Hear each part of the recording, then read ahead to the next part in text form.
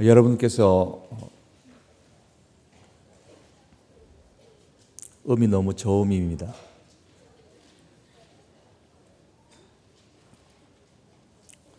여러분께서 하나님의 나라에 관해서 강의를 통해서 혹은 설교를 통해서 집중적으로 들으신 분도 아마 계시리라 생각이 들고요. 또한 집중적으로 듣지는 않아도 간간히 이 하나님의 나라에 관한 말씀을 들으신 분이 많이 계신 줄 압니다. 저도 하나님의 나라에 관해서 또 간간히 이렇게 나뉘어져서 말씀을 드린 기억들도 있습니다. 이번 기회를 통해서 하나님의 나라에 대해서 말씀을 드리면서 좀 어쩌면 좀 딱딱해질 수도 있겠는데요. 좀 딱딱하지 않으려고 좀 많이 애를 쓰려고 합니다. 오늘 말씀은 하나님 나라와 세상이라는 주제를 가지고 말씀을 증거하려고 합니다. 하나님 본문을 통해서 하나님 나라와 관련된 이 중요한 단어를 중심으로 해서 하나님 나라와 세상에 대해서 말씀을 드리려고 합니다. 이 마태복음 13장은 천국 비유에 관한 말씀입니다. 오늘 본문 24절에 보시면 예수께서 그들 앞에 또 비유를 들어 이르시되 천국은 좋은 씨를 제밭에 뿌린 사람과 같으니 이라고 하면서 천국 비유다. 천국은 그렇게 말씀했습니다. 여기서 우리가 먼저 생각할 단어가 천국, 첫 번째 단어가 천국이란 단어입니다. 천국을 풀었으면 하나님 나라죠. 그런데 마태복음은 하나님의 이름을 망령되이 일컫지 말라라는 십계명의 제3계명의 유대적 전통에 따라서 하나님이라는 단어를 사용하지 않고 그 대신에 하나님 나라를 은유적으로 천국 혹은 그의 나라, 아버지의 나라, 주의 나라 그렇게 표현을 했습니다. 이 천국이라는 단어는 오직 이 마태복음에만 등장합니다. 왜냐하면 마태복음의 주 독자가 1차적으로는 유대인들이기 때문에 하나님이라는 단어를 쓰지 않는 것이죠. 이 마태복음 외에 천국이라는 단어를 사용되는 것은 단 한 곳, 디모데 후서 4장 18절 말씀입니다. 그러므로 이 마태복음에 나오는 이 천국이라는 것은 곧 하나님 나라를 의미합니다. 천국 비유는 곧 하나님 나라 비유입니다. 하나님의 나라는 하나님의 다스림, 하나님의 통치를 의미하는데 이 하나님의 통치는 영역으로서의 통치뿐만 아니라 하나님의 지배, 하나님의 주권, 하나님의 왕대심을 모두 포함하는 그러한 하나님의 통치를 의미하는 것입니다. 예수님께서 기도를 가르쳐 주시면서 가장 먼저 나라가 임하옵시며 뜻이 하늘에서 이루어진 것 같이 땅에서도 이루어지이다라고 하셨습니다. 여기서 나라는 아버지의 나라를 의미하고 뜻은 아버지의 뜻을 의미하죠. 다시 말해서 아버지의 나라는 하나님의 나라요, 아버지의 뜻은 하나님의 뜻을 의미합니다. 이로 볼 때 예수님께서 생각하시는 하나님의 나라가 뭐냐면 하나님의 뜻이 이루어지는 나라, 그 나라가 하나님의 나라입니다. 따라서 하나님의 나라는 하나님의 뜻이 실현되는 나라, 다시 말하면 하나님의 사랑, 하나님의 긍휼, 하나님의 능력, 하나님의 구원, 하나님의 성품, 하나님이 마음에 품고 계신 것들이 실현되어지는 나라를 의미하는 것입니다. 따라서 하나님의 나라가 임한다라는 이 말씀은 하나님의 구원이 임하는 것이고 하나님의 사랑이 실현되어지는 것이고 하나님의 긍휼이 실현되는 것이고 하나님의 성품이 나타나는 것이고 하나님의 능력이 나타나는 것이고 이런 하나님과 관련되어진 하나님의 모든 성품과 하나님의 능력들이 나타나는 그곳이 바로 하나님의 나라입니다. 하늘에서는 하나님의 왕권이 인정되고 하나님의 통치하에 있습니다. 그렇다면 이 땅에 사는 우리들의 삶 속에서도 그 하나님의 왕권이 인정되고 하나님의 통치하에 있어서 하나님의 그 모든 뜻들이 실현되어지는 그곳이 하나님의 나라이기 때문에 우리는 늘 하나님의 통치하에 있어야 되고 그 하나님의 뜻이 이 땅에 실현될 수 있도록 기도할 뿐만 아니라 우리가 힘써야 되는 것입니다. 엘리 위젤이라는 사람이 썼던 우화 가운데 이런 내용이 있습니다. 이것은 말 그대로 사실이 아닙니다. 전혀 사실이 아닙니다. 다만 우화일 뿐입니다. 그런데 그 우화 속에 우리에게 주는 교훈이 하나 있습니다. 우화의 내용이 이런 내용입니다. 어떤 사람이 하늘 보좌에 앉은 하나님 앞에 가서 물었습니다. 하나님, 사람 노릇하는 거하고 하나님 노릇하는 것 중에 어느 편이 더 힘들다고 생각하십니까? 하나님이 대답합니다. 당연히 하나님 노릇하는 게 힘들지. 그럽니까? 나는 온 우주, 은하계, 별들 다 신경 써야 된다. 인간이 너희 식구들하고 직장 밖에 더 신경 쓸 게 있느냐? 사람이 답변합니다. 그건 그렇죠. 하지만 하나님께서는 무한정한 시간과 무한정한 능력이 있지 않습니까? 문제는 일을 해내는 것 자체가 아니라 한정된 능력과 짧은 인생살이 동안 이 문제들을 해야 한다는 것이죠. 그래서 일의 분량은 적어도 시간이 짧고 한정된 능력을 갖고 있기 때문에 사람이 하는 일이 훨씬 더 힘든 것 같습니다. 그러니까 이 하나님께서 대답하십니다. 하나님 말씀하시기를 그대는 참 도대체 자기가 무슨 말을 하는지도 모르는구나. 하나님 노릇하는 게 얼마나 상상할 수 없을 정도로 힘든 일이야.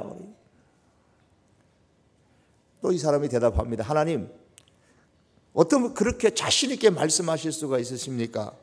하나님은 사람 노릇을 해보신 적이 없으시고 저는 하나님이 되어 본 적이 없는데요. 그러면 우리가 딱 1초 동안만 자리를 한번 바꿔보면 어떨까요? 그러면 하나님은 사람으로 살아가는 것이 어떤 기분인지, 저는 하나님 입장에서 서는 것이 어떤 기분인지 피차 알 수 있지 않겠습니까? 딱 1초만 그렇게 한 뒤에 다시 바꾸면 안 되겠습니까? 하나님께서는 내키지 않으셨지만은 사람이 워낙 졸라대니까 마지못해 동의하고 마침내 하나님과 사람이 서로 역할을 바꾸게 됐습니다. 하지만 일단 하나님의 자리에 앉은 그 사람은 다시 그 자리를 내주려고 하지 않았고 그때부터 인간이 세상 통치자가 되고 하나님은 멀리 세상에서 내쫓기고 말았습니다. 이게 우화입니다. 어디 하나 성경에 맞는 부분이 없으시죠? 그러나 분명한 것이 하나 있습니다.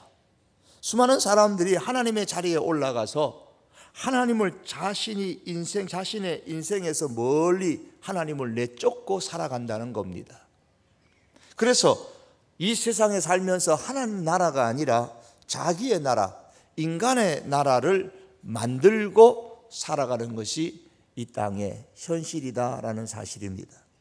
여러분, 왜 예수님께서 하나님의 나라가 임하도록 기도하라고 가르쳐 주셨는지 우리가 충분히 알 수 있지 않겠습니까?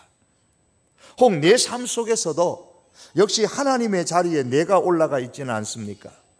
그렇게 하지는 않을지라도 문득 사건이 있을 때마다 어떤 일이 우리 가정이나 교회에 혹은 일터에 있을 때마다 내가 하나님의 자리에 올라가고 싶다는 그런 생각이 들 때는 없으십니까? 우리의 삶에 하나님의 왕권을 인정하고 하나님의 다스림을 받는 자리에 있을 때에 하나님의 나라가 우리의 삶에 이루어지는 것입니다. 본문에서 다음으로 생각해 봐야 될 단어는 인자라는 단어입니다. 인자라는 단어를 우리가 잘 이해하면 하나님 나라와 세상을 제대로 이해할 수가 있습니다. 오늘 본문 24절에서 30절에서 예수님께서 말씀하신 가라지 비유에 대한 예수님의 그 설명이 이제 36절 이하에 나옵니다. 특별히 37절 말씀에 이런 내용이 있죠. 대답하여 이르시되 좋은 씨를 뿌리는 이는 인자요. 여기서 인자라는 단어가 나옵니다. 예수님 자신을 의미합니다. 신약에서 예수님은 자신을 인자라고 부르셨습니다. 예수님께서 자신을 인자라고 그렇게 표현하신 것이 이 사복음서에 아주 많이 나옵니다. 이것을 몇 번 나오나 한번 조사한 신학자가 헤아려 보니까 예수님을 인자라고 표현한 것이 58번 나온다고 기록한 걸 보았습니다. 그런데 예수님께서 자신을 인자라고 부르신 이 인자라는 단어는 예수님 자신이 만든 단어는 아닙니다. 이미 구약에서 있는 단어를 예수님께서 따온 것입니다. 구약에는 두 종류의 하나님 나라 신앙이 있습니다. 하나는 다윗 정승의 하나님 나라 신앙이고 하나는 다니엘 정승의 하나님 나라 신앙입니다. 사무엘하 7장 12절과 13절에 보면 하나님께서 다윗에게 약속하시기를 내가 내 몸에서 날 내 씨를 내 뒤에 세워 그의 나라를 견고하게 하리라.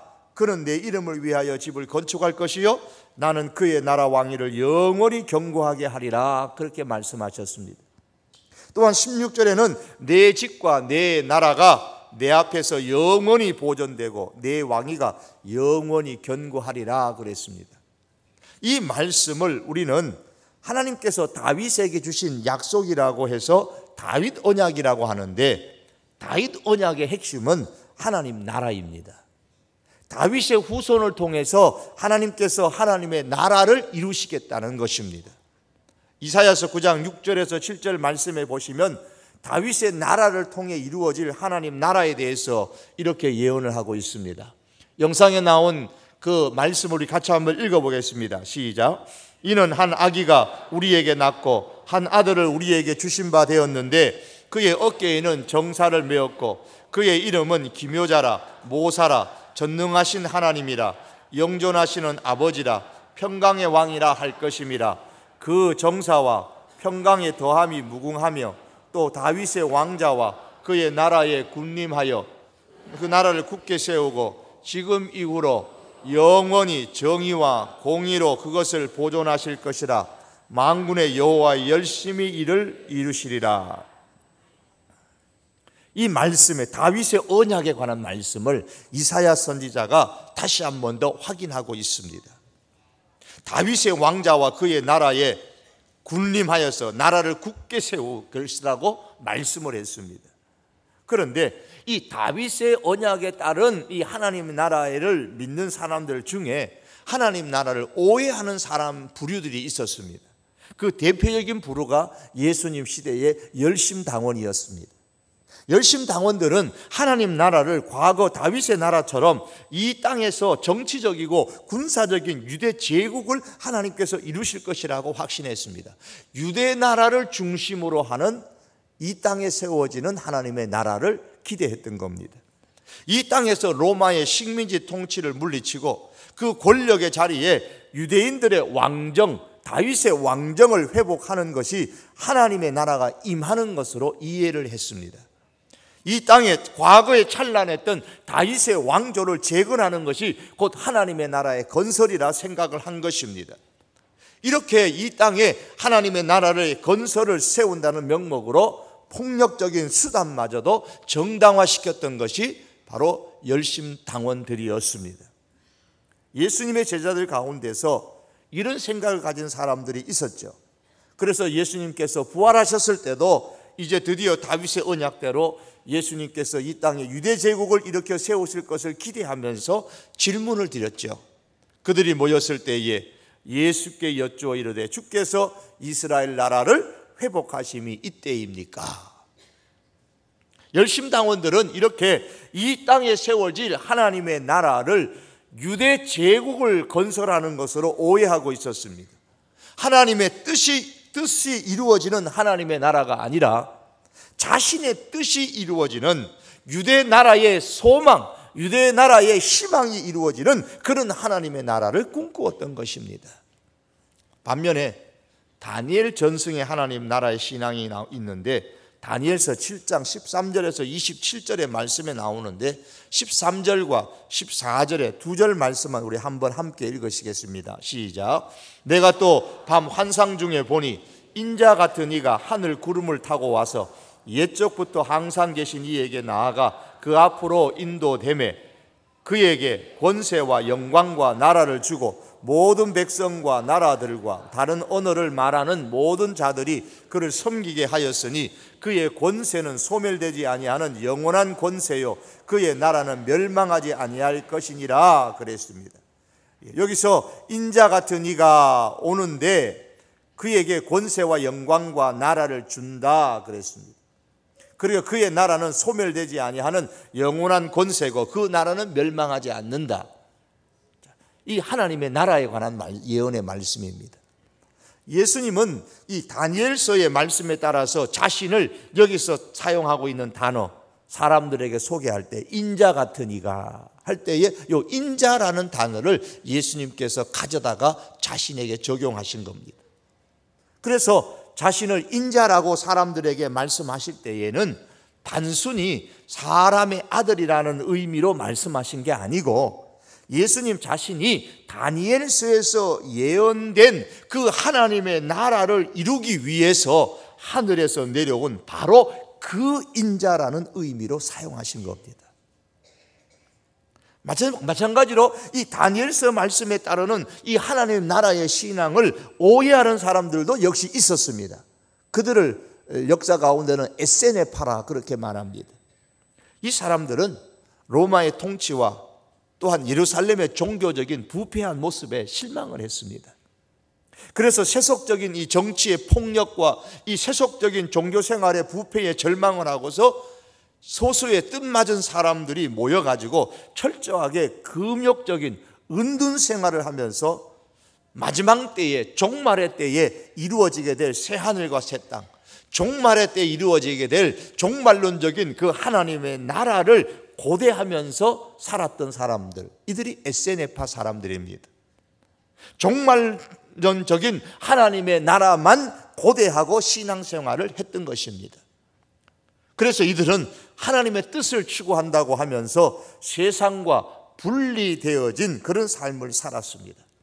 이들 역시 하나님의 뜻이 아니라 자신의 뜻을 이루는 하나님의 나라를 이루고 산 것입니다. 이 두 가지의 모습은 모두 다 하나님의 뜻을 왜곡한 것이죠. 예수님은 이러한 그 당시에 하나님의 나라에 대해서 오해하고 있는 사람들, 유대 백성들을 향해서 하나님의 나라에 대한 개념을 바로 그들에게 가르쳐 주셨습니다. 하나님의 나라가 열심당원의 주장처럼 이 땅에서 정치적으로 이루어지는 것이 아니고 에세네파 사람들처럼 현실의 땅과 상관없이 하늘만 바라보고 사는 종말에 하늘에서 이루어지는 하나님의 나라가 아니고 하나님의 나라는 하나님의 뜻이 하늘에서 이루어지는 것처럼 이 땅에서 지금 살아가고 발을 딛고 살아가고 있는 이 땅에서도 이루어지는 것이다. 이렇게 가르쳐주고 계십니다. 마태복음 12장에 보시면 예수님께서 귀신을 쫓아내시는 그 사역을 말씀하시면서 하나님의 나라가 이미 임하였다고 그렇게 말씀하십니다. 예수님께서 이 세상에 오심으로 말미암아 하나님의 통치가 이 세상에서 시작되었다라는 뜻입니다. 그리고 본문이 나오는 이 마태복음 13장에 와서도 예수님은 하나님 나라에 대해서 여러 가지 비유를 통해서 다양하게 설명하십니다. 그리고 사도행전 1장 3절에 보시면 부활하신 이후에 예수님께서 하신 일에 대해서 기록하기를 그가 고난받으신 후에 또한 그들에게 확실한 많은 증거로 신이 살아계심을 나타내사 40일 동안 그들에게 보이시며 하나님의 일을 말씀하시니라. 하나님의 일을 승천하기 전에도 부활하신 이후에 말씀하셨습니다. 그러므로 예수님께서 말씀하시는 이 하나님의 나라는 역사의 종말에 하나님에 의해서 최종적으로 이루어 완성되어질 하나님의 나라만 말씀하시는 것이 아니라 하나님 나라는 예수님의 초림과 죽음과 부활을 통해서 우리가 살아가고 있는 이 세상에 임하는 하나님의 나라를 말씀하시는 겁니다. 이 세상에서 이미 임한 하나님의 나라는 실현된 현재적인 하나님의 나라입니다. 그래서 예수님께서 말씀하시는 나라는 이 두 가지 하나님의 나라를 둘 다 말씀하고 계시는 겁니다. 실현된 현재적인 하나님의 나라는 예수님의 초림에 의해서 이 세상에 임했고 예수님의 부활에 의해서 더욱더 확고하게 되어졌습니다. 그런데 이 세상에는 하나님의 나라만 있는 것이 아닙니다. 본문 38절 39절에 보시면은 밭은 세상이요 좋은 씨는 천국 아들들이요 가라지는 악한 자들의 아들들이요 가라지를 뿌린 원수는 마귀요 추수 때는 세상 끝이요 추수꾼은 천사들이니 라고 했습니다. 세상이 어떤 곳이라고 했습니까? 세상은 가라지와 좋은 씨가 서로 충돌하는 세상입니다. 하나님의 나라의 아들들과 마귀의 아들들이 충돌하는 그런 세상입니다. 마귀와 인자가 충돌합니다. 하나님의 나라와 사단의 나라가 충돌하는 것이 세상입니다. 예수님 시대뿐만 아니라 지금 우리가 살아가고 있는 이 세상이 바로 이런 나라입니다. 하나님의 나라와 마귀의 나라가 충돌하는 세상입니다. 그곳에 우리가 지금 살고 있습니다. 다니엘서의 하나님의 나라의 말씀에 의하면은 하나님의 나라가 인자에게 맡겨진다 그렇게 말씀합니다. 하나님의 왕권을 갖고 있는 하나님의 나라인데 그것이 인자에게 맡겨집니다. 그리고 이 하나님의 나라가 다니엘서 7장 18절에 보면 지극히 높으신 이의 성도들이 나라를 얻으리니 그 누림이 영원하고 영원하고 영원하리라. 하나님의 나라가 예수님에게 위임된 그 하나님의 나라가 이제 또 누구에게 위임되느냐? 성도들에게 위탁된다. 성도들이 나라를 얻는다 그렇게 말씀합니다. 성도들이 우리들이 하나님의 나라의 백성으로 이 땅에서 누리며 산다는 것입니다. 다니엘서 7장에 나오는 하나님 나라에 관한 이 말씀에 의하면 하나님 나라를 위탁받은 하나님의 나라의 백성들, 즉 성도들과 바다에서 올라온 이제 19절 21절 말씀까지 보면 바다에서 올라온 짐승이 있는데 즉 넷째 짐승, 특별히 그 중에 넷째 짐승이 세상의 통치권을 쟁취하기 위해서 성도들과 하나님 나라에 살아가는 성도들과 전쟁을 벌이는 장면이 나옵니다. 오늘 본문 말씀을 그것을 쉽게 풀어서 예수님이 말씀하신 겁니다.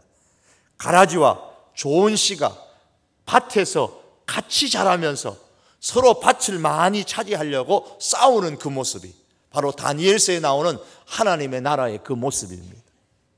이렇게 싸우는 중에 하나님의 뜻이 이루어지는 나라가 곧 예수님께서 말씀하신 세상에 이미 이루어져 있는 현재적인 하나님의 나라인 겁니다. 하나님의 나라는 하나님의 뜻이 이루어지는 나라라 그랬습니다. 이 세상에서 하나님의 뜻이 이루어지는 나라입니다. 그럼 어떻게 하면 이 세상에서 하나님의 뜻이 이루어지는 하나님의 나라에서 저와 여러분들이 우리 성도들이 하나님의 백성으로 성공하면서 살아갈 수 있을까라는 겁니다.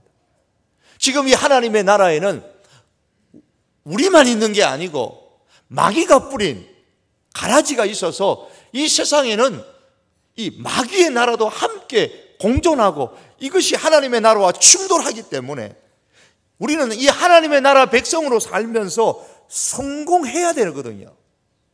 전쟁에서 승리해야 된단 말입니다. 그런데 이 세상 나라에서 성공하기 위해서는 돈을 많이 벌어야 한다고 사람들은 생각을 합니다. 그러나 하나님 나라에서 그 나라 백성으로 가장 성공하기 위해서는 하나님이 우리에게 말씀하신 하나님의 뜻이 무엇인지를 잘 이해해야 됩니다. 하나님의 나라가 하나님의 뜻이 이루어지는 나라이기 때문에 하나님의 뜻을 잘 이해해야 됩니다. 하나님의 뜻은 예수님께서 전파하신 사복음서에 나오는 하나님 나라 복음에 담겨 있습니다. 마태복음 4장 23절에 보시면 예수님께서 처음 갈릴리 사역을 하시면서 무엇을 하셨는지 알 수가 있습니다. 예수께서 한번 같이 읽어봅니다. 시작. 예수께서 온 갈릴리에 두루다니사 그들의 회당에서 가르치시며 천국 복음을 전파하시며 천국 복음을 예수님이 전파하셨다 그랬어요. 이게 마태복음 말씀이니까 천국 복음이죠. 왜 하나님 나라 복음이 아니고 천국 복음인지를 제가 설명을 드렸습니다. 또한 누가복음서 4장 43절과 44절 말씀 보면 같이 한번 읽어봅니다. 예수께서 이르시되 내가 다른 동네들에서도 하나님의 나라 복음을 전하여야 하리니 나는 이 일을 위해 보내심을 받았노라 하시고 갈릴리 여러 회당에서 전도하시더라. 이 누가복음에서는 이제 천국 복음이라 그러지 않고 하나님 나라 복음이라 그랬습니다. 왜냐하면 이방인들을 향하여 주시는 말씀이기 때문에 천국이라고 말할 필요가 없는 것이죠. 예수님은 이 천국 복음을 전파하셨습니다. 하나님 나라 복음을 전파하셨습니다. 하나님 나라 복음을 전파하시기 위해서 오셨다고 했습니다. 그러므로 예수님께서 전파하신 이 하나님 나라 복음은, 이 복음을 우리가 잘 보면 그 안에 하나님의 뜻이 담겨 있습니다. 하나님의 뜻을 알 수가 있습니다. 예수님께서 하나님 나라 복음을 전파하시는 중에 마태복음서 18장 3절에 보시면 너희가 읽습니다. 시작. 너희가 돌이켜 어린아이들과 같이 되지 아니하면 결단코 천국에 들어가지 못하리라 말씀하셨습니다. 마태복음이니까 또 천국이라 그랬습니다. 여기서 어린아이라는 말은 미크로스라는 가장 작은 것을 나타내는 단어입니다. 여기서 마이크로미터 그러면 100만분의 1미터, 마이크로필름, 아주 작은 것들을 표현하는 겁니다. 이 미크로스, 아주 작은 단위입니다. 어린아이라는 것은 결국은 어떤 존재냐? 미크로스, 자기를 낮추어 가장 작은 자로 여기는 사람이 바로 어린아이와 같은 사람입니다. 완전히 자기가 부서져서 가장 작은 알맹이가 되게 하는 그것이 바로 미크로스라는 단어입니다. 이와 같은 맥락에서 예수님께서 전파하신 하나님 나라 복음은 마태복음 5장 3절 말씀에도 나옵니다. 예수님은 심령이 가난한 자는 복이 있나니 천국이 그들의 것이며 그랬습니다. 여기서 심령이 가난하다 할 때에 여기서 가난하다 이 말은 푸토코스라는 단어인데 극한 가난에 처한다라는 뜻입니다. 아무런 소유가 없는 마치 거지와 같은 사람을 말할 때에 이 푸토코스, 가난한 사람이다, 가난하다 그렇게 표현합니다. 그래서 다른 이 물질적으로 가난한 게 아니고 심령이 가난하다 그랬습니다. 이 마음이, 심령이, 영혼이 마치 거지와 같이 완전히 부서지고 가진 것이라고는 전혀 없는 사람, 이 사람이 심령이 가난한 사람인데 이 심령이 가난한 사람이 하나님 나라, 즉 천국을 누리는, 소유하는 복을 얻는다 그랬습니다. 이것이 바로 예수님 말씀하셨던 누구든지 나를 따라오려거든 자기를 부인하고 할 때요, 자기를 부인하고라는 이 말씀의 본질적인 뜻인 겁니다. 자신이 가장 작은 알맹이처럼 산산조각 깨어지고 마치 거지처럼 심령이 자기의 것이라고는 전혀 없는 상태가 바로 자기 부인의 상태입니다. 이렇게 자기를 부인하고 자기 십자가를 지고 예수님을 따르는 그것이 바로 하나님 나라에서 하나님의 백성으로 사는 모습인 겁니다. 이 말씀을 비추어 보면 오늘 우리들은 얼마나 하나님의 백성이라고 하면서도 우리의 심령이 많은 것을 얻으려고 하는지 모릅니다. 세상적인 것을, 많은 것을 얻으려고 그래요.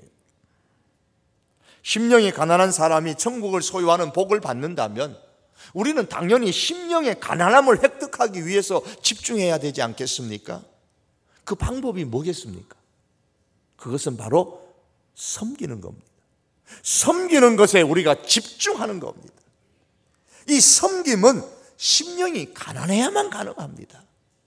자기를 부인해야만 가능한 겁니다. 자기를 가장 작은 알맹이처럼 생각해야만 가능한 것입니다. 예수님은 섬김이 곧 자신이 세상에 오신 목적이라고 말씀하셨습니다. 마태복음 20장 28절 말씀 우리 같이 한번 함께 읽으시겠습니다. 인자가 온 것은 섬김을 받으려 함이 아니라 도리어 섬기려 하고 자기 목숨을 많은 사람의 대속물로 주려 함이니라. 섬기기 위해서 인자가 오셨습니다. 그러므로 죽기까지 섬기는 나라가 예수님께서 이루실 하나님의 나라의 특징인 겁니다. 예수님 당시에 유대 백성들을 통치했던 사람은 헤롯 사람들입니다. 헤롯이죠. 로마의 식민지 통치로 인해서 유대 사람들은 종교적인 억압과 민족적인 차별과 정치적인 탄압과 경제적인 탁취와 이 모든 온갖 고통의 악순환이 계속되면서 그 고통을 겪고 있었습니다. 그래서 그들의 소망은 정말 다윗과 같은 유대 제국이 좀 이루어졌으면 좋겠다. 에이, 다 미련을 떨쳐버리고 종말에 이루어질 하나님의 나라를 바라보면서 우리가 세상과 분리되어서 살아가자. 그렇게 사람들이 살고 있다는 겁니다. 그러나 예수님은 이러한 유대 백성들의 마음 깊은 곳에 담겨있는 마음을 아셨지만 하나님의 뜻을 이루는 하나님의 나라는 이 땅의 유대 제국을 이루는 것도 아니고 종말에 이루어지는 하나님 나라만이 아니고 지금 이 세상에 살면서 자신을 죽음에 이르기까지 내어주는 섬김의 나라라고 말씀하고 계십니다. 예수님은 세상 나라와 하나님 나라를 말씀하시면서 이 세상의 왕들은 강제로 백성을 다스린다. 그리고 백성들에게 권력을 휘두르는 그런 사람들은 백성의 은인으로 그렇게 행세를 한다. 그러나 너희는 그렇게 말라, 그렇게 말씀하십니다. 오히려 너희 중에서 제일 높은 사람은 제일 낮은 사람처럼 처신해야 되고, 지배하는 사람은 섬기는 사람처럼 처신해야 한다고 말씀하셨습니다. 또한 예수님께서 칼을 쓰는 사람은 칼로 망한다고 하신 말씀도 이런 맥락 속에서 말씀하시는 겁니다. 로마의 포갑적인 압제자들에 대항해서 그들을 몰아내고 유다 제국을 칼로서 세웠다고 한번 생각해 보십시다. 그러면 그렇게 폭력으로 세운 유다 제국은 어떻게 백성을 통치할까요? 역시 강제로 백성을 다스리고 권력을 휘두를 것이 아닙니까? 그렇다면 백성들의 입장에서 보면 로마의 통치자가 다스리는 나라나 유다 제국의 통치자가 다스리는 나라나, 다스리는 나라에 사람만 다를 뿐이지 나라만 다를 뿐이지 뭐가 다르냐는 겁니다. 로마인에서 유대인으로 통치자가 교체되어졌을 뿐이지 여전히 압제와 강압이 계속된다면 그것은 진정한 하나님께서 뜻하시는 그런 하나님의 나라가 아니라고 말씀하고 계시는 겁니다. 정치에 관심이 없는 사람은 새누리당이 정권을 잡든 새민주연합정치당이 정권을 잡든 다른 정당이 정치를 잡건 무슨 상관입니까? 백성을 잘 살게만 해주면 되지. 나라를 튼튼하게 하고 백성을 잘 살게 하고 나라를 평안하게만 해주면 되지. 무슨 당이 정권을 잡든 무슨 상관이냐고. 아마 정치에 크게 관심 없는 사람은 다 그렇게 생각할 겁니다. 지금 예수님께서 말씀하시는 게 그거예요. 하나님께서 뜻하시는 이 하나님의 나라는 강압적이고 폭력적인 그런 통치 방법으로 사람을 다스리는 지배의 통치가 아니라는 겁니다. 사람의 종이 되어져서 섬기는 섬김의 통치라고 말씀하는 겁니다. 그렇다면 사랑하는 성도 여러분, 우리가 어떠냐는 거예요. 우리는 지금 지배의 통치 원리로 신앙생활하고 있습니까? 섬김의 통치 원리로 신앙생활하고 있습니까? 섬김의 통치 원리로 신앙생활을 할 때에 비로소 하나님의 뜻이 이루어지는 하나님의 나라가 이 세상에서 실제적으로 이루어지는 것입니다. 우리들의 사업장이나 우리의 직장에서 지배의 통치 원리로 사람을 대하고 업무를 본다면 아직 하나님의 나라가 이루어진 것이 아닙니다. 섬김의 통치 원리로 우리가 일하고 있다면 바로 내 직장이 거기가 하나님의 나라가 이루어지는 겁니다. 만일 지배의 통치 원리로 일한다면 우리의 일터는 하나님의 나라가 아니라 여전히 세속적인 나라가 이루어지는 것이죠. 사단의 나라가 이루어지는 겁니다. 우리의 가정도 마찬가지입니다. 우리의 교회도 마찬가지입니다. 이것이 다니엘서에서 말씀하신 그 인자 되신 예수님께서 이 세상에서 이루시기를 원하시는 하나님의 뜻이 이루어지는 하나님의 나라인 겁니다.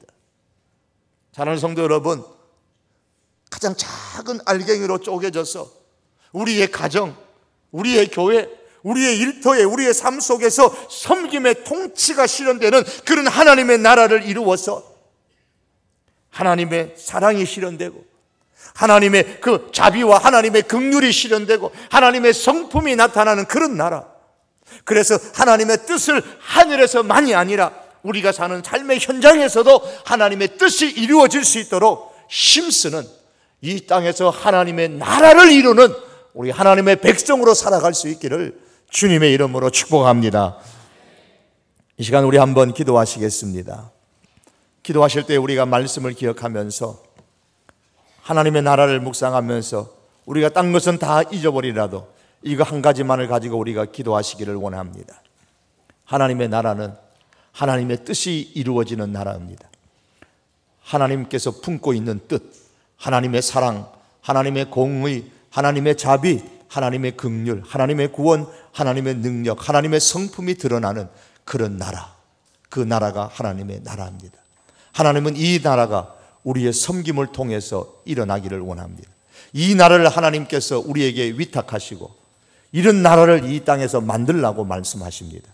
죽어서 가는 그 나라는 당연히 그렇게 되겠지만 이 땅을 살아가면서 이런 하나님의 뜻이 이루어지는 나라를 우리가 직접 섬김을 통해서 이루라고 말씀하고 있습니다. 우리의 교회가, 우리의 일터가, 우리의 가정이, 우리의 삶의 모든 현장이 섬김의 통치 원리가 지배되는 그런 나라가 되게 하옵소서. 아니, 그런 나라로 만들도록 우리가 섬김의 통치 원리로 살 수 있게 하여 주시옵소서. 우리 다 같이 한번 주여 부르짖고 통성으로 기도하시겠습니다.